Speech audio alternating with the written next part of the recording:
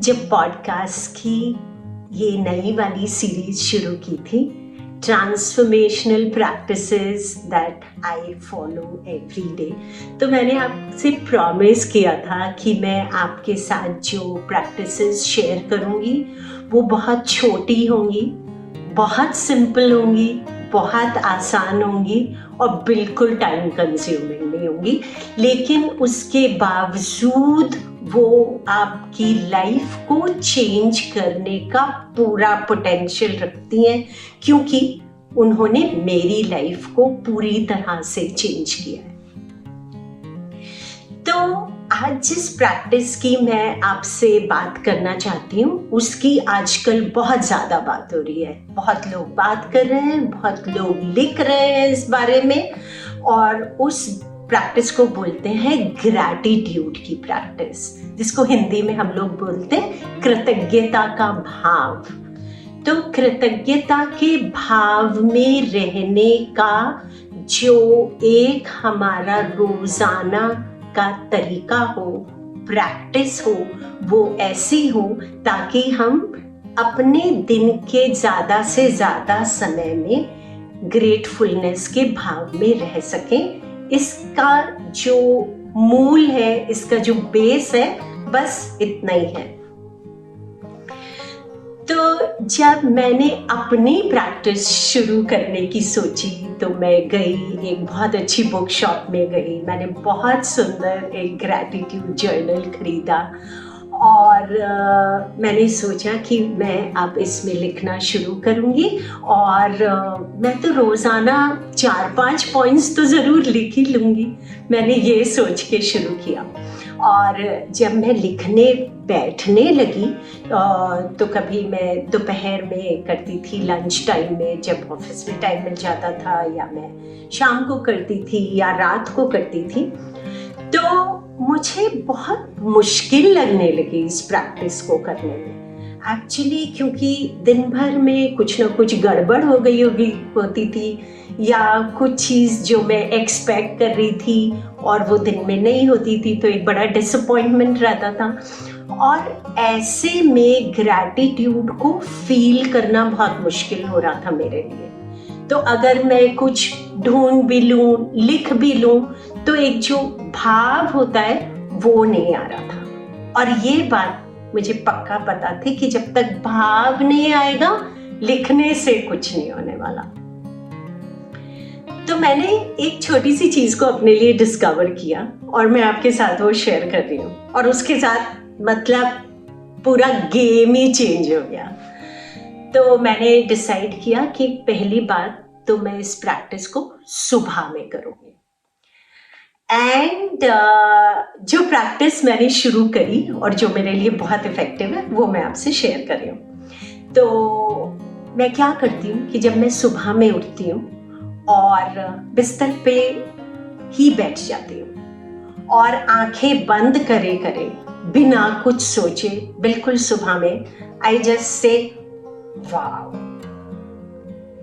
And उसके बाद मैं अपनी आंखें खोल के, और मैं आपको वो जगह भी दिखाऊंगी जहाँ पे मैं इस प्रैक्टिस को करती हूँ। तो मैं आंखें खोल के सबसे पहले वहीं पे जाती हूँ और वहाँ पे जाके मैं अपने ग्रैटिट्यूड जर्नल में जिन चीज़ों के प्रति मुझे सच में ग्रेटफुलनेस फील हो रही होती है, मैं उनको लिखना शुरू करती हूँ। तो जब शुरू में मैंने बिल्कुल स्टार्ट किया था ये प्रैक्टिस को, तो मैं उसमें बहुत बड़ी बातें लिखती थी कि कल मुझे ये वाला अवार्ड मिल गया तो मैं बहुत ग्रेटफुल फील कर रही हूँ, या मेरे किसी काम को किसी ने बहुत अप्रिशिएट कर दिया तो मैं बहुत ग्रेटफुल फील कर रही हूँ, या मैं अपने फ्रेंड्स के साथ मिली और मैंने बहुत अच्छा टाइम स्पेंड किया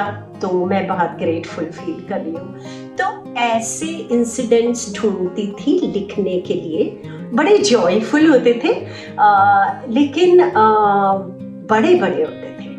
और जब मैं इसको करते गई काफ़ी समय तक, तो फिर बहुत बेसिक चीज़ें मेरे जर्नल में लिखी जाने लगी मुझसे ऑटोमेटिकली। और कभी कभी तो मैं ये देखती हूँ कि मैं ये लिख रही हूँ कि मैं बहुत ग्रेटफुल हूँ क्योंकि मैं कुर्सी के ऊपर बैठ पा रही हूँ। मैं बहुत ग्रेटफुल हूँ क्योंकि मैं देख पा रही हूँ। मैं बहुत ग्रेटफुल फील कर रही हूँ क्योंकि मेरे पास सेंस ऑफ टच है। मैं पेन को उठा सकती हूँ, मैं जर्नल में लिख सकती हूँ। ऐसी चीजें मैं अपने जर्नल में लिखने लगी।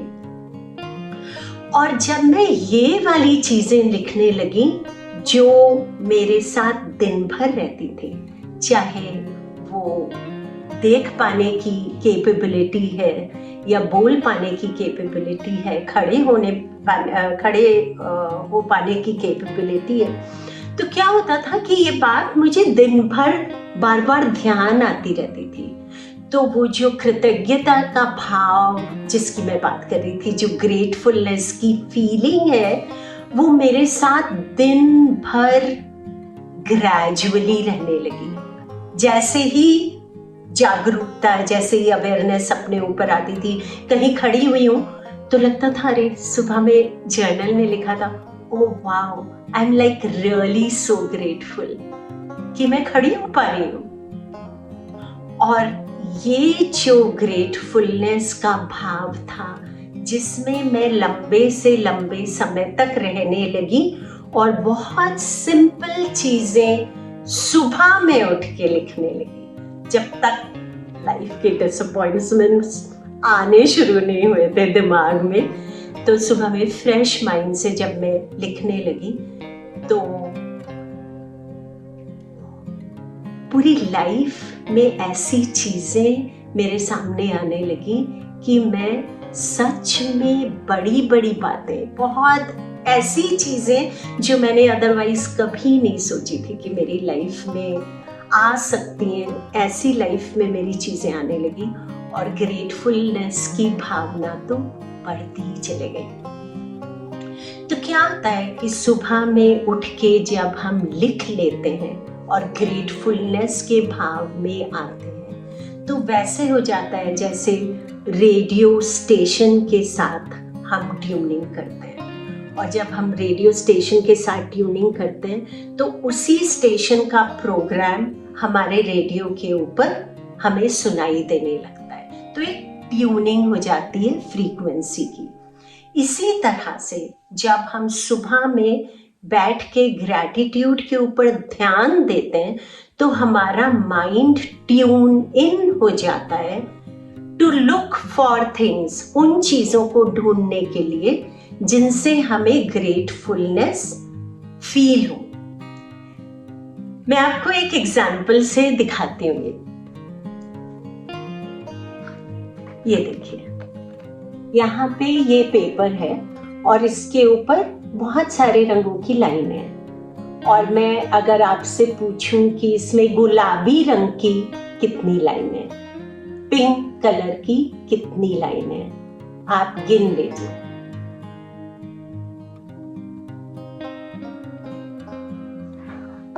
और अब मैं आपसे ये पूछूं कि अच्छा उस पेपर में ब्लू लाइंस भी थी, कितनी थी? तो आप कहेंगे ना कि आपने तो पहले पिंक पूछी थी, तो हम पिंक गिन रहे थे। तो माइंड क्या हुआ, पिंक पे ट्यून इन हो गया था। उस पेपर पे तो ब्लू लाइंस भी थी ना, बट हमारा माइंड ट्यून इन हो गया था पिंक कलर के ऊपर, तो हम पिंक ही लाइंस ढूंढ रहे थे। ऐसे ही जब हम सुबह में बैठ के ग्रैटिट्यूड के प्रति अपने माइंड को ट्यून इन कर लेते हैं तो दिन भर उन चीज़ों को देखते रहते हैं, उन पे ज़्यादा ध्यान रखते हैं, उस पे फोकस करते हैं, जिनसे कृतज्ञता का भाव बढ़ता जाता है।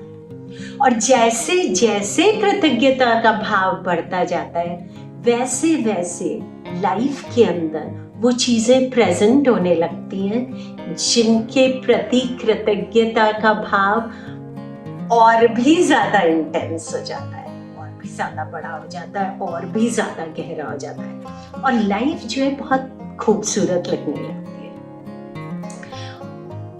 दूसरी चीज़, जब हम ग्रेटफुलनेस के भाव में रहते हैं तो उस समय पे जो इमोशन है वो इतना संभला हुआ रहता है, इतना इंटीग्रेटेड रहता है कि हमारा जो माइंड, बॉडी, सोल वो सब हार्मनी में रहता है। जब हार्मनी में रहता है तो ग्रोथ हार्मोन्स रिलीज होते हैं। ग्रोथ हार्मोन्स रिलीज होते हैं तो इम्यूनिटी बढ़ती है, और जब इम्यूनिटी बढ़ती है तो फिर हम डिजीज फ्री रहते हैं, हमारी एनर्जी बढ़ती है और हम जॉयफुल रहते हैं।